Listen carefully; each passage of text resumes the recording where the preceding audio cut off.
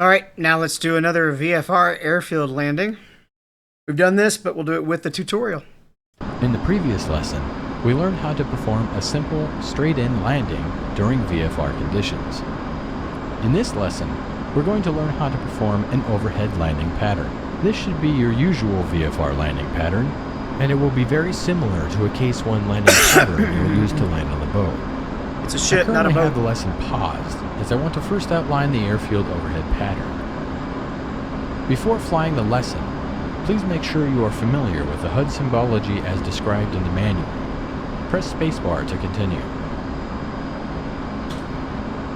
Ahead of you is a series of gates that you will fly through. These are designed to instruct you on where you should be during the pattern. You will start the pattern at 800 feet and 350 knots, just to the left of the runway. At the end of the runway, brake to the left with a G of 1% of your airspeed, in this case, 3.5 G for 350 knots. As your speed decreases, relax the G to match the speed. At 180 degrees of turn, level out on the downwind leg and descend to 600 feet, and you should be below 250 knots. When below 250 knots, lower your landing gear and lower the flaps to fold down. Press spacebar to continue. Once on the downwind leg, establish yourself at 600 feet and slow the aircraft to on-speed angle of attack of 8.1 degrees. This can most easily be seen on the HUD by keeping the velocity indicator inside the E bracket. To the left of the HUD frame are the angle of attack indexer lights. When on speed, the center donut should be lit. Maintain on-speed angle of attack during the downwind leg. Press spacebar to continue.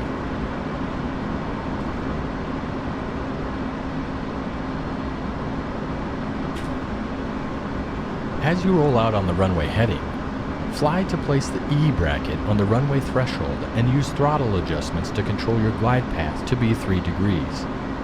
Use pitch trim to keep the velocity vector centered in the E bracket. Press spacebar to continue. Prior to touchdown, do not flare the aircraft, but rather let it fly into the runway with no more than 750 feet per minute, as indicated above your altitude on the HUD. That is an overview of what we will be doing. Before we try this out though, let's first set up a couple of things in the cockpit. First, set the altimeter display on the HUD to display radar altitude by moving the altitude switch on the HUD control panel to the down RDR position.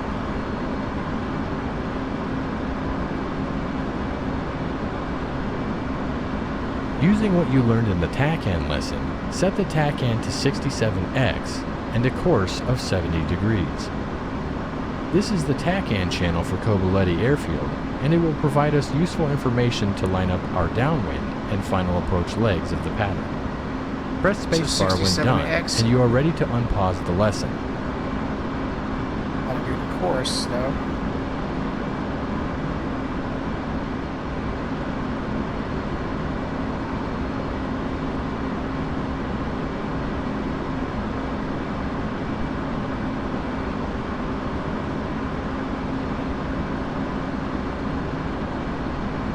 Don't know how to set the course though.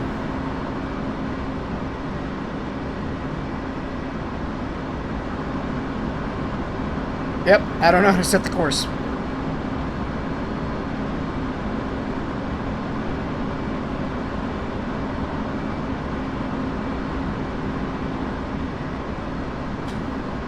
We are now flying a heading of 64 degrees at 370 knots and 1,000 feet.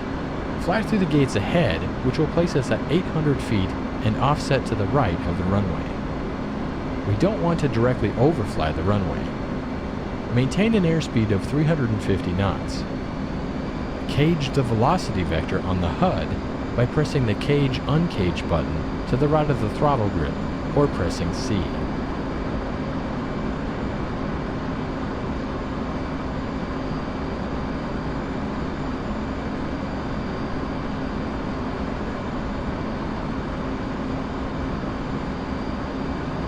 Approaching the end of the runway, we will continue to follow the gates for a 180-degree turn into the downwind leg. The turn rate will be based on a G that is 1% of our airspeed. In this case, 3.5 G for 350 knots.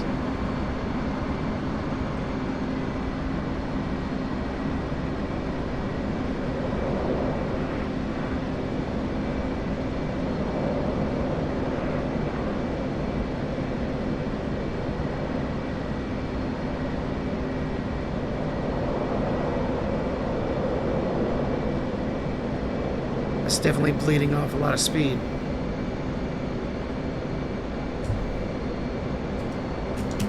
Now on the downwind leg, lower your landing gear and set the flaps to full once below 250 knots. Whilst doing this, descend and maintain 600 feet. While on the downwind, establish an on-speed AOA of 8.1 degrees by flying to maintain the velocity vector inside the E bracket on the HUD. Proper AOA is also indicated to the left of the HUD by the indexer lights. Keep a donut displayed on the center of the indexer.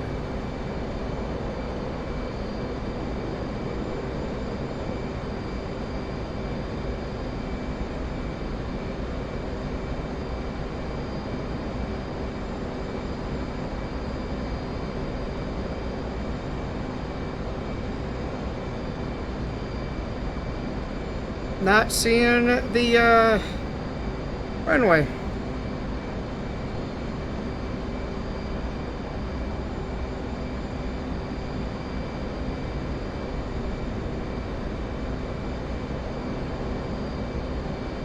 We just overflew it.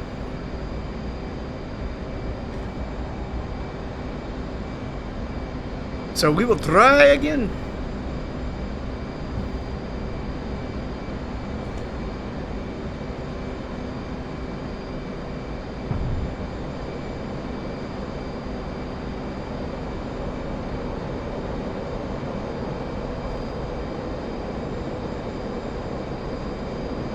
Oh. It had me come all the way around. I got you now.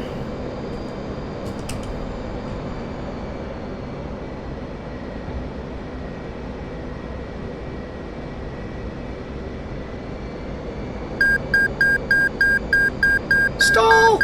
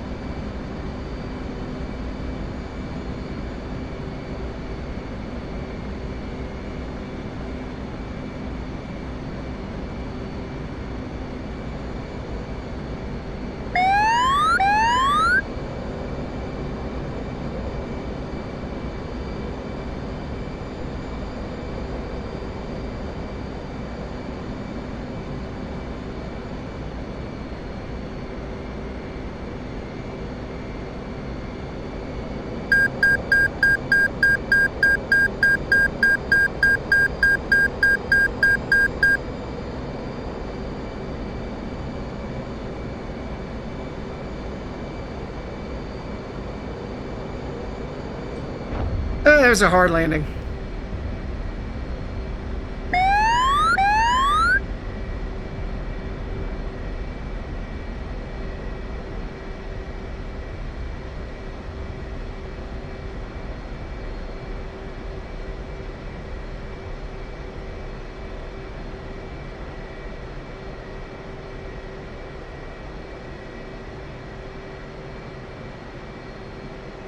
We're down.